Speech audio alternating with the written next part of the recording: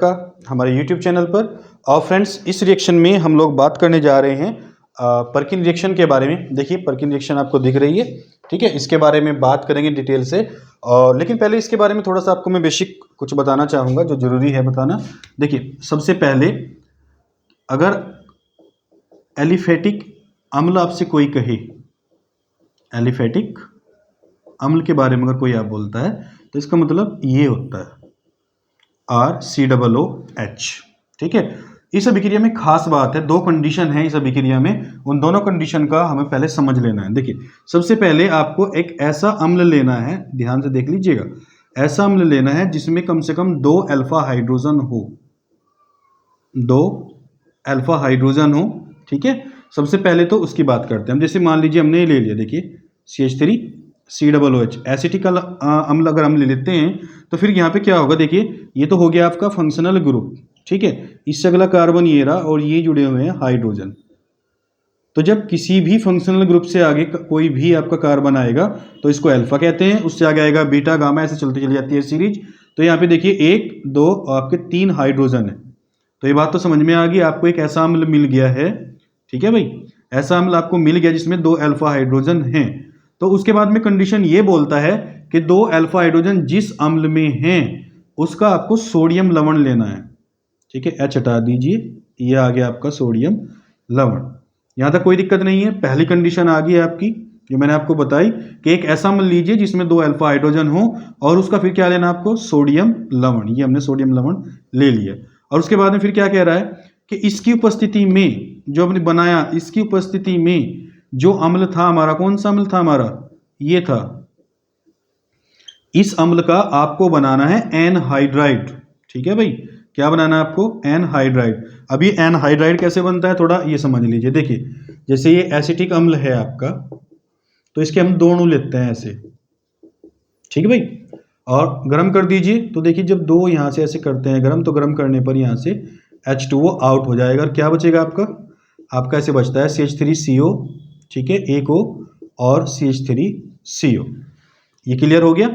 ये बना आपका एनहाइड्राइड और ये बना आपका लवण, ठीक है।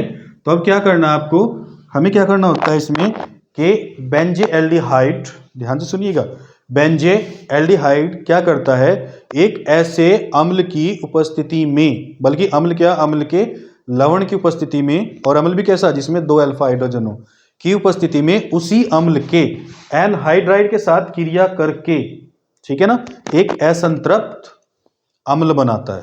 क्या बनाता है भाई, असंतृप्त अम्ल बनाता है। देखिए अब कैसे होगा ये रिएक्शन, ध्यान से देखिएगा। और उस अम्ल का क्या नाम है, क्या उसका यूज है, उन सब के बारे में बात करेंगे। सबसे पहले बात करते हैं बेंजेल्डिहाइड की। तो ये आपका, ठीक है, बेंजेल्डिहाइड हो गया,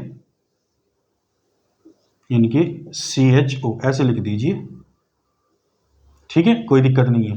अब क्रिया किसके साथ करनी है भाई, एनहाइड्राइड के साथ में।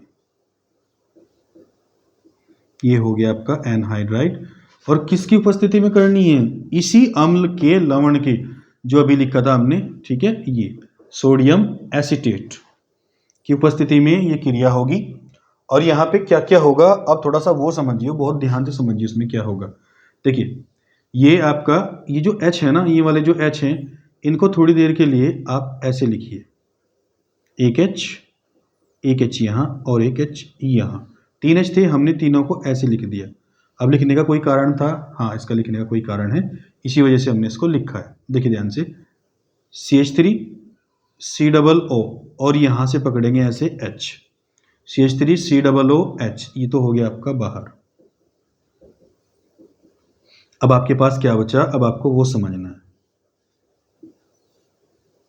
ठीक है। ये आपका ऐसे कैसे, ये एज इट इज, देखिएगा ध्यान से देखिएगा, यहाँ पे अब होगा क्या, CH है आपका, जी है हमारे पास CH है, ठीक है। उसके बाद अब आपके पास क्या बचा, आपको ये देखना है। देखिए आपके पास क्या बच रहा है, आगे CH है, डबल बॉन्ड लगा के लिख देंगे CH, ठीक है।